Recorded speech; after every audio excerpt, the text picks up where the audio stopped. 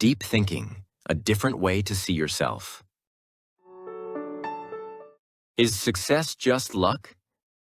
Bill Gates once said, "Life isn't fair, get used to it." That blunt truth lands hard in a culture obsessed with merit and hustle. We're told effort equals reward, grit guarantees success, and work always pays off. But if outcomes were truly fair, wouldn't the same effort yield the same result? And if not, what does that say about how we measure success? And ourselves when the cards we're dealt aren't equal to begin with? And maybe the weight we carry isn't just from the running, but from believing the race was ever fair to begin with.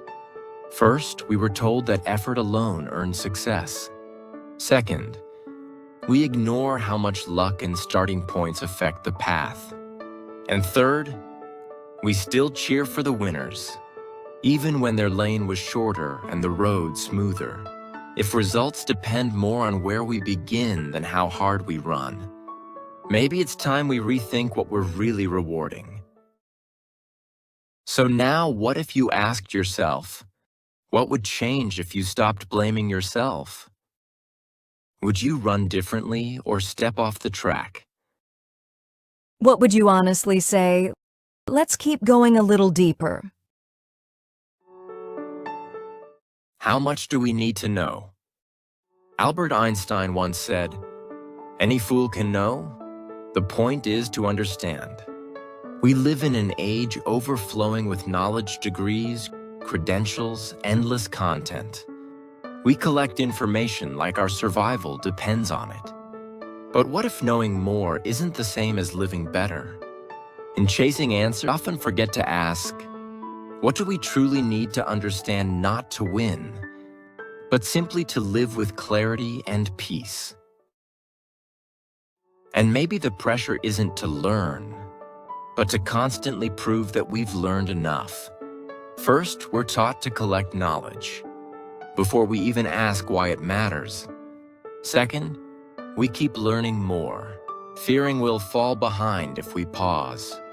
And third, we measure our worth by how much we know, even when that knowledge doesn't feed the life we want.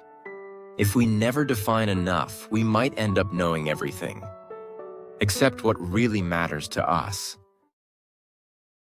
So now what if you asked yourself, is all this learning making your life fuller or just heavier? Are you still learning or just afraid to stop? What would you honestly say? Let's keep going a little deeper. Why does power avoid blame? George Orwell once wrote, "Political language is designed to make lies sound truthful and murder respectable." Every society runs on power, not just values. Leaders claim they act for the people. But when decisions backfire, it's the people who suffer. Systems break, lives get hurt. Yet we often replace the face, not the foundation. We rarely ask how power keeps slipping through untouched, and why we're so used to letting it happen. And maybe the real issue isn't who holds power, but how little they're held to account. First, we let leadership change distract us from structural flaws. Second, we watch power fail but allow it to protect itself through language, delay, and distance. And third, without ethical ground, the system rewards escape over responsibility. We say we want accountability, but our silence grants permission. If responsibility can be avoided, then what we call leadership may just be the art of not taking blame. So now, what if you asked yourself, when leaders fail, do you hold systems accountable or just scroll past? Where should accountability begin, at the top or at the root? What would you honestly say? Let's keep going a little deeper. Who really chooses our leaders? Winston Churchill once said, "The best argument against democracy is a 5-minute conversation with the average voter." We regard elections as the ultimate symbol of public power. We mark our ballots, make our choices, and history moves forward. For generations, voting feels like freedom. We believed elections were the purest expression of public will. Yet the freedom we feel may have been framed long before, by narratives we never questioned. And maybe this is where democracy's hidden conflict begins. First, the candidates we choose are filtered by power long before election day. Second, information we rely on is curated, favoring image over substance. And third, majority rule celebrates numbers, not necessarily wisdom. In this system, we may be participating, but not truly deciding. What we call democracy may sometimes be a spectacle, where the illusion of choice replaces the practice of discernment. Behind it all, the system still selects itself. So now, what if you asked yourself, are many of our choices truly driven by our own will? Does choosing among limited options count as freedom? What would you honestly say? Let's keep going a little deeper. Who decides the real winner? Niccolò Machiavelli once wrote, "Everyone sees what you appear to be, few know what you truly are." We often imagine victory as something obvious, clean, and final. But the world rarely works like a scoreboard. The one who wins may simply be the one most visible, not the one most right. Before accepting any outcome as truth, we might ask whether the judgment itself deserved the power to decide. And maybe the real issue is that we treat victory as a fact, not a definition. First, we forget that outcomes can be wrong simply because the judge was. Second, if we accept every call without question, it becomes the law for everyone else. And third, society rewards results even when they were built on error. Like when a promotion goes to the one who spoke loudest, while the real work came from someone silent in the corner. So now, what if you asked yourself, if a judgment feels wrong, must you still accept the outcome? If you cannot accept it, what must change for it to ever feel fair? What would you honestly say? Let's keep going a little deeper. Can institutions evolve without crisis? Max Weber once noted, "Order is maintained long after its purpose is forgotten." Institutions often endure because repetition feels safer than change.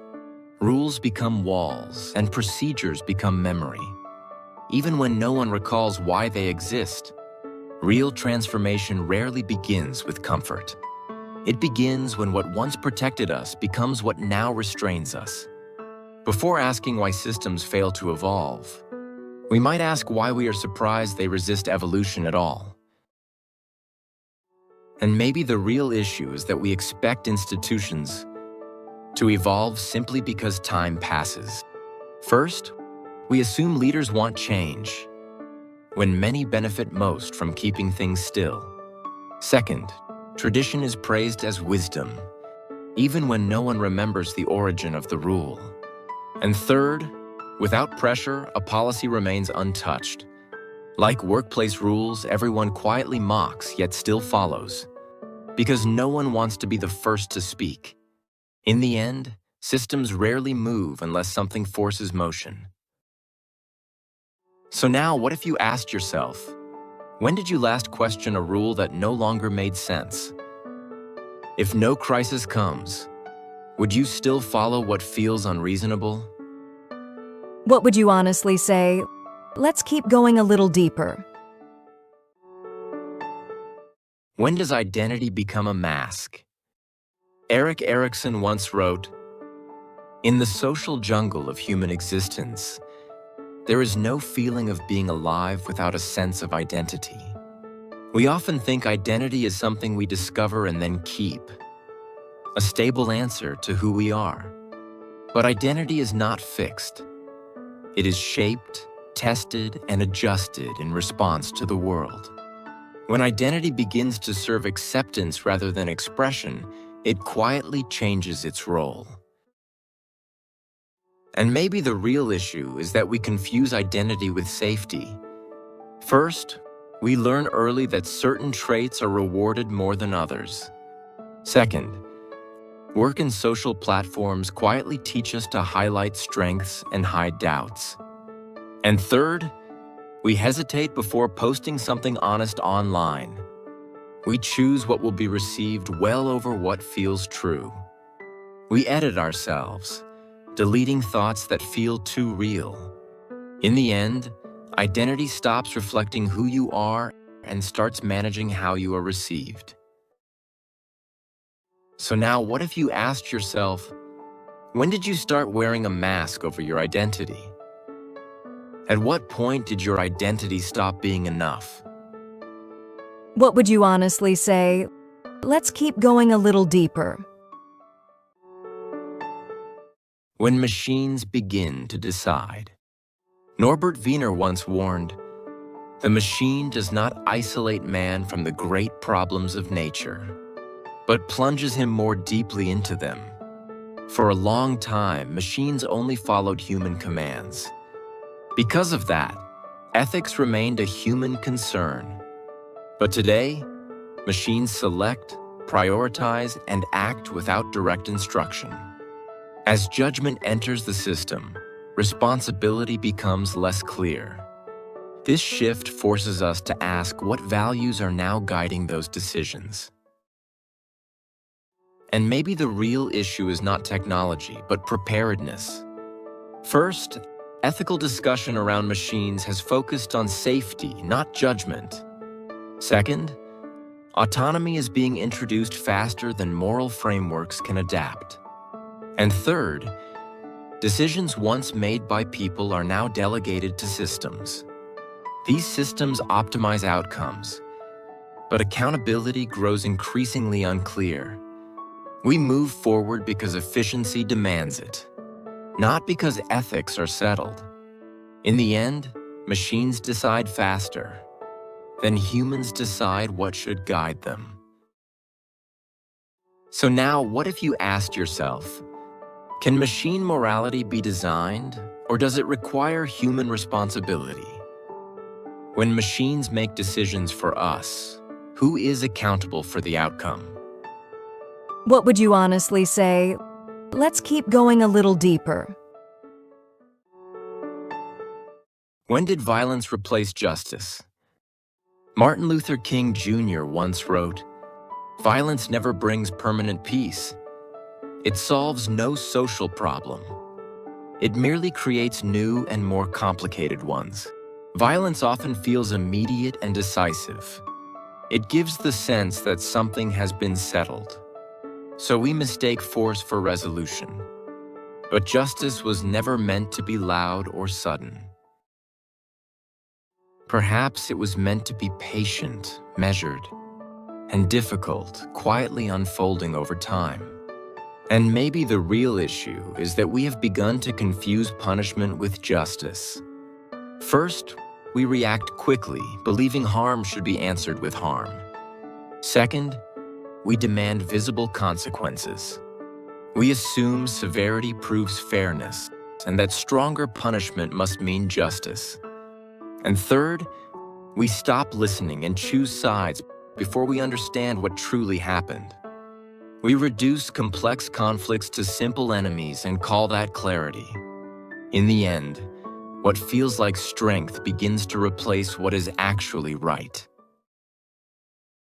So now, what if you asked yourself, when was the last time you chose understanding instead of retaliation? Do you seek justice or only the satisfaction of seeing someone lose? What would you honestly say? Let's keep going a little deeper. If you took a moment to reflect, that's already enough. See you in the next one.